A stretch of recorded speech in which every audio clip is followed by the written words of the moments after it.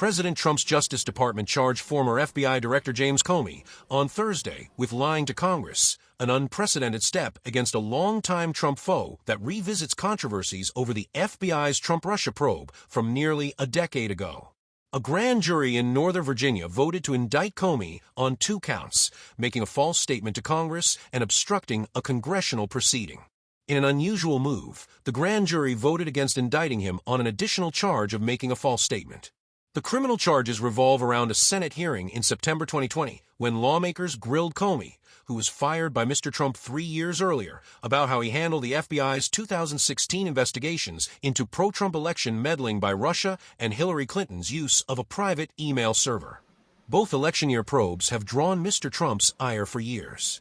The 5-year statute of limitations for charges out of that hearing would have expired next week. Comey asserted in an Instagram video that he is innocent.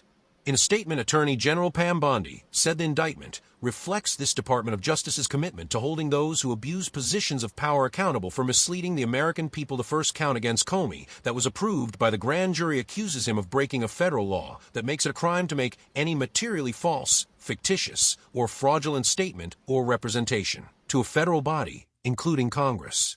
The charge hinges on a combative back and forth between the former FBI director and Republican Sen. Ted Cruz of Texas during the September 30, 2020, Senate hearing.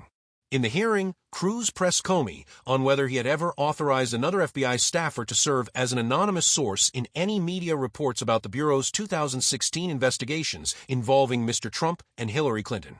Comey had answered no to a similar question during another Senate hearing in 2017. But Cruz said in the 2020 questioning that former FBI Deputy Director Andrew McCabe, another Trump foe, has publicly and repeatedly stated that he leaked information to the Wall Street Journal and that you were directly aware of it and that you directly authorized it, referring to an article about an FBI investigation into the Clinton found now. What Mr. McCabe is saying and what you testified to this committee cannot both be true. One or the other is false, the senator said to Comey. Who's telling the truth? I can only speak to my testimony. I stand by the testimony, replied Comey. Thursday's indictment alleges that this statement is false because Comey then and there knew he in fact had authorized an unnamed person to serve as an anonymous source in news reports regarding an FBI investigation. The indictment does not specify what alleged media leak led to the charges. A 2018 report by the Justice Department Inspector General's office says Comey and McCabe discussed the Wall Street Journal article after it came out, but gave investigators competing stories about their meeting.